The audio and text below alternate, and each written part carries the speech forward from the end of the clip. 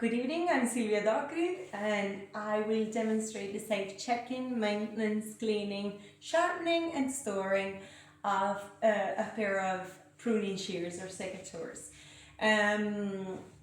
What we're going to do first with the pruning shear is to make sure that all the knots and all the nails are properly tightened and the safety system works perfectly.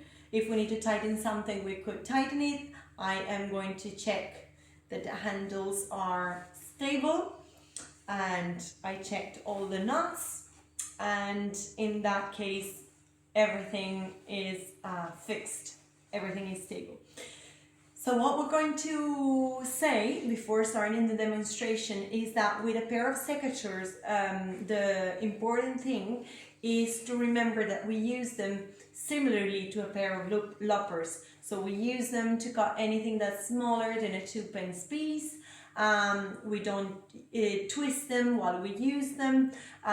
We preferably use them for green wood, but not necessarily. When we leave them on the ground, it's always important to remember that every time they're on the ground, they might absorb the moisture. So if we can try to store them as soon as we have finished with them and not leave them on the ground. We can put them in the toolbox or in the safe designated area. What is also important is to always have a piece of cloth or a napkin or a rag with which we can dry them. We can remove any sap, any kind of wetness and watery residue so that they don't get rusty, just like the loppers, the bill hook and all of the metallic tools actually.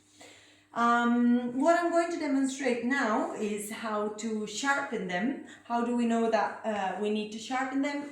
We know it because we see that the cut isn't clear, and actually they start crashing the branches rather than having a clear cut. And of course, when we talk about safe use, we follow the safety regulation, the safety rules and agreement, and we have to remember that these are just for cutting branches that are smaller than a 2-pence piece. So we don't use them for digging or anything else.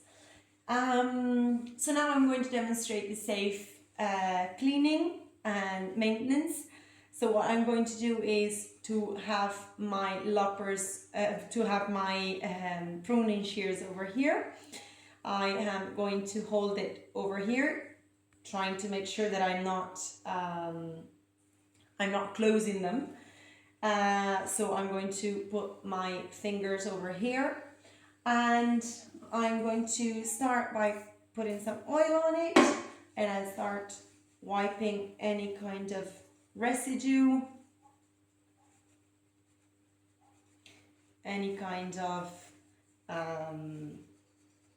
debris that we might have on our secateurs. I'm going to turn them around,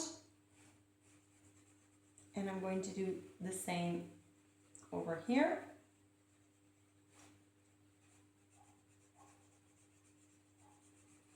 Okay, so they're as clean as they could be, and if they need some sharpening, these are quite sharp, but I'm going to demonstrate it for the purpose of this video. We can use a cigar stone, or in my case I'm going to use this one. This was the only option available in Italy. As I said in some previous videos, for me it's very important to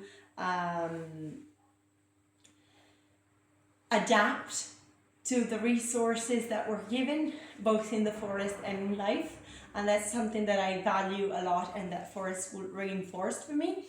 So instead of shipping the cigar stone from the other side of the world, I am going to use this option that was available in Italy, and I'm going to show this safe use. This has a rounded edge for rounded blades, and it also has flat flat surface over here, but it's quite tiny, so that I can go around even in curved blades and edges and cutting edges. So I'm going to open it again,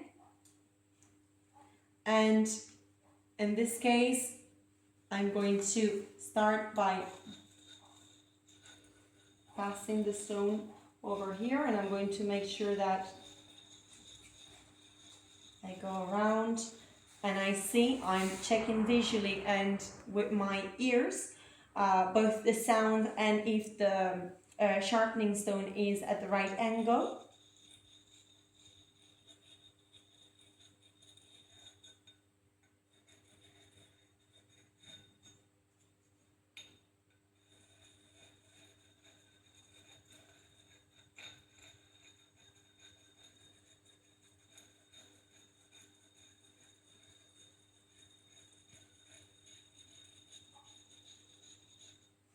Okay, and I'm going to do the same on the other side. In this case it's quite easy because the two blades are separate, so I can just go and do the same thing on the other side. And again, I make sure that I have the right angle over here.